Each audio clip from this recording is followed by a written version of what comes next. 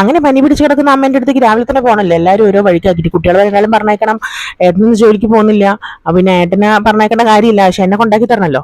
അപ്പൊ പിന്നെ അങ്ങനെ അല്ലറ ചില്ലറ അൽക്കുലത്തെ പണികളൊക്കെ ഉണ്ടായിരുന്നു, തുണികൾ എടുക്കാനും മടക്കാനും. ഇതൊക്കെ ഇപ്പം വെച്ച് നമ്മൾ ചെയ്തു പോയിരുന്ന പിന്നെ വൈകുന്നേരം വരുമ്പോൾ എനിക്ക് അത്ര വലിയ ബുദ്ധിമുട്ടില്ലല്ലോ, ബാക്കി അത്രയും പണി കുറഞ്ഞു കിട്ടില്ല. അപ്പൊ പിന്നെ മോനെ പറഞ്ഞയച്ചു, മോളെ സ്കൂളിലേക്ക് പറഞ്ഞയച്ചു. അവളാണ് തോന്നുന്നു ആദ്യത്തെ ഗേറ്റ് തുറക്കുന്നത്.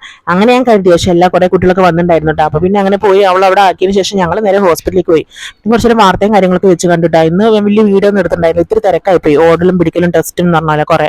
പിന്നെ വൈകുന്നേരം ഞങ്ങൾ രണ്ടാളും മക്കൾ വരുന്നതിനേക്കാൾ മുന്നേ വീട്ടിലെത്തണമല്ലോ. അപ്പൊ പിന്നെ അതിനുവേണ്ടി ഞങ്ങൾ രണ്ടാളും വീട്ടിലെത്തിണ്ടായിട്ട് മോളെയും കൊണ്ട് കൂട്ടി വരുവാണ് കേട്ടോ. അവിടെ നമ്മുടെ ഓപ്പോസിറ്റ് തന്നെ പോയി നിന്നാൽ മതി. അപ്പൊ പിന്നെ എന്റെ രാജകുമാരി വന്നേ അവളെ ചെണ്ടയും കുട്ടി സ്വീകരിക്കാന്ന് പറഞ്ഞിട്ട് കളിക്കുന്ന കളിപ്പാട്ടം കൊണ്ട് ഇങ്ങനെ ചെയ്യുകയാണ് കേട്ടാ. അത് കഴിഞ്ഞ് പിന്നെ അല്ലറ ചില്ലറ പണികളുണ്ടായിരുന്നു. ചായ കൊടുത്ത് കുട്ടികൾക്ക് എനിക്ക്, പിന്നെ അവരെ കുളിപ്പിച്ച് ഭക്ഷണം കൊടുത്തതിന് ശേഷം പഠിക്കാനൊക്കെ ഇരുത്തിയതിന് ശേഷം പിന്നെ ഏട്ടന് പോകണം. ഇന്ന് നൈറ്റിൽ ഏട്ടൻ അവിടെ പോയി നിൽക്കണം ഹോസ്പിറ്റലിൽ. അപ്പൊ ഞാൻ എന്നോട് പറഞ്ഞ ആൾ എനിക്ക് പൊതിച്ചോറ് ഉണ്ടാക്കി തരുമോന്ന് ചോദിച്ചു. പിന്നെ ഉണ്ടാക്കി തരുമെന്ന് ചോദ്യമൊക്കെ ഉള്ളൂ. ഞാൻ കറികൾ ഉണ്ടാക്കി, ഏട്ടൻ തന്നെയാണ് പൊതിയൊക്കെ ചെയ്യാട്ടാ. അപ്പൊ ചോറും ഉപ്പേരി, മുട്ട, ചമ്മന്തി അങ്ങനത്തെ സാധനങ്ങളൊക്കെ വെച്ച് നല്ലൊരു പൊതിച്ചോറ് സെറ്റാക്കി. ഇത് കണ്ടപ്പോൾ കുട്ടികൾക്കും വേണം അത്ര. അപ്പൊ ശരി എന്നാ ആയിക്കോട്ടെ, സാധനങ്ങളൊക്കെ ഉണ്ടല്ലോ, അപ്പൊ നമുക്ക് ഉണ്ടാക്കാന്ന് പറഞ്ഞു കേട്ടോ. അപ്പൊ പിന്നെ കുട്ടികൾക്കും ഓരോരോ പൊതി സെറ്റാക്കിയിട്ടുണ്ട് കേട്ടോ. എനിക്ക് ഉണ്ടായിട്ടില്ല, കാരണം എനിക്ക് ചോറ് വേണ്ട. ഞാൻ വൈകുന്നേരം ഹോസ്പിറ്റലിൽ നിന്ന് വന്നതിന് ശേഷം വീട്ടിലെത്തിയിട്ടാ ചോറ് കഴിച്ചു. പിന്നെ രാത്രി ചോറ് വേണ്ടാന്ന് കരുതിയിട്ടാ. അപ്പൊ ഇവർക്കാണെങ്കിൽ ചോറ് കണ്ടിട്ട് എങ്ങനെയെങ്കിലും ഒന്ന് തിന്നണം, പൊതിച്ചോറല്ലേ. അപ്പോഴത്തേക്കാണെങ്കിൽ പഠിത്തമൊക്കെ കഴിഞ്ഞ് എല്ലാം പെട്ടെന്ന് തന്നെ പഠിക്കേണ്ടെല്ലാം പഠിച്ച് അതിൻ്റെ പൊതിച്ചോറ് തുറക്കുകയാണ് കേട്ടോ.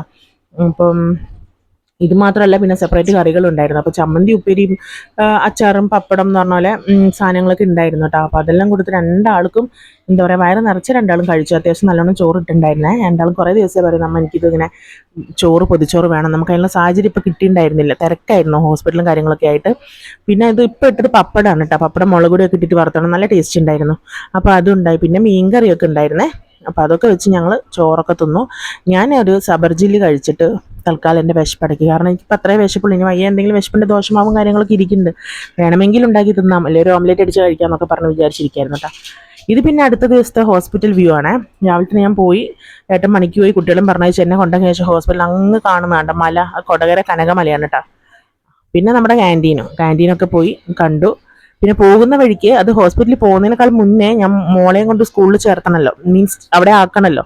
അപ്പൊ അതിന് വേണ്ടി ഞാൻ പോയതാണ്. നോക്കുമ്പോൾ ഇന്ന് കുറച്ച് നേരത്തെ ഏട്ടൻ പണിക്ക് പോകണമെന്നാണ്. അപ്പൊ ഇത്തിരി നേരത്തെ ഇറങ്ങിയപ്പോഴാണെങ്കിൽ സ്കൂളിൽ ഒരു മനുഷ്യന്മാരും വന്നിട്ടില്ല. അപ്പൊ പിന്നെ ഇവിടെ എങ്ങനെ നമ്മൾ ഒറ്റക്കിട്ട് വരിക എന്ന് വിചാരിച്ചിട്ട് ആരെങ്കിലുമൊക്കെ വരുന്നത് വരെ ഞങ്ങൾ കുറച്ച് നേരം അവിടെ വെയിറ്റ് ചെയ്തിരുന്നു കേട്ടോ.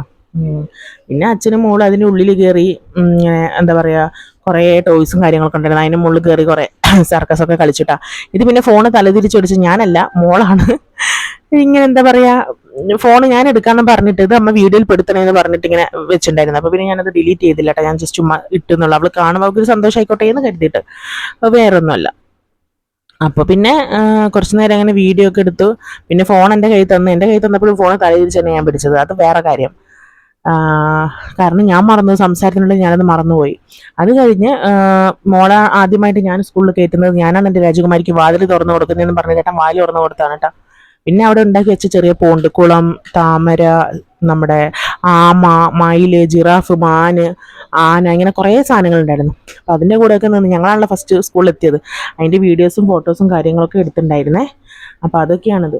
കുറച്ച് നേരം ഇങ്ങനെ അവിടെ നിന്ന് ഇങ്ങനെ എന്താ പറയുക, ചുറ്റിപ്പറ്റി കളിച്ചു. ആദ്യത്തെ ടീച്ചർ അല്ലെങ്കിൽ ആദ്യത്തെ സ്കൂൾ ബസ് ആരെങ്കിലും വന്നിട്ട് കുട്ടികൾ അവിടെ സെറ്റാക്കിയിട്ട് വേണമല്ലോ നമുക്ക് പോകാൻ വേണ്ടിയിട്ട്. അവിടെ പെട്ടെന്ന് ഇട്ട് പോകാൻ പറ്റില്ലല്ലോ, ഇന്നത്തെ കാലത്തും അങ്ങനെയാണെങ്കിൽ നമ്മൾക്ക് അങ്ങനെ പോയ സമാധാനം കിട്ടില്ലല്ലോ. അപ്പം അതുകൊണ്ട് അച്ഛനും മോളും കുറേ നേരം ആനപ്പുറത്തൊക്കെ കയറി കളിച്ചു, വീഡിയോ എടുക്കാനൊക്കെ പറഞ്ഞു. അതൊക്കെ ഞാൻ അതിൻ്റെ കൂടെ ജസ്റ്റ് ഒന്ന് ആഡ് ചെയ്യുന്നതേ ഉള്ളൂ കേട്ടോ. നല്ല രസമില്ലേ സ്കൂള്, നല്ല അറ്റ്മോസ്ഫിയർ. ALPS ആലത്തൂർ എന്ന് പറഞ്ഞ സ്കൂളാണ് കേട്ടോ. ഇത് അടിപൊളി സെറ്റപ്പാണ്. ശരി, പിന്നെ എല്ലാവരും വന്നപ്പം മോളെ അവിടെ ആക്കിയിട്ട് ഞങ്ങൾ നേരെ പോയ പാടെ എനിക്കായിട്ടൊരു മസാല ദോശ വാങ്ങി തന്നു. എനിക്കിന്ന് തിരക്കിൽ ഭക്ഷണം കഴിക്കാൻ പറ്റിയിട്ടുണ്ടായിരുന്നില്ല കേട്ടോ. അപ്പോൾ പിന്നെ അതൊക്കെ കഴിച്ചു. പിന്നെ അമ്മ നല്ല ഉറക്കമാണ്, ഞാനിങ്ങനെ കഴിച്ചുകൊണ്ടിരിക്കുന്നുണ്ട്. നമ്മൾക്ക് പ്രധാനം തീറ്റയാണല്ലോ. അത് കഴിഞ്ഞ് പിന്നെ നേഴ്സ് വന്ന് സൂചിയൊക്കെ എടുത്ത് ഇഞ്ചക്ഷനൊക്കെ എടുത്ത്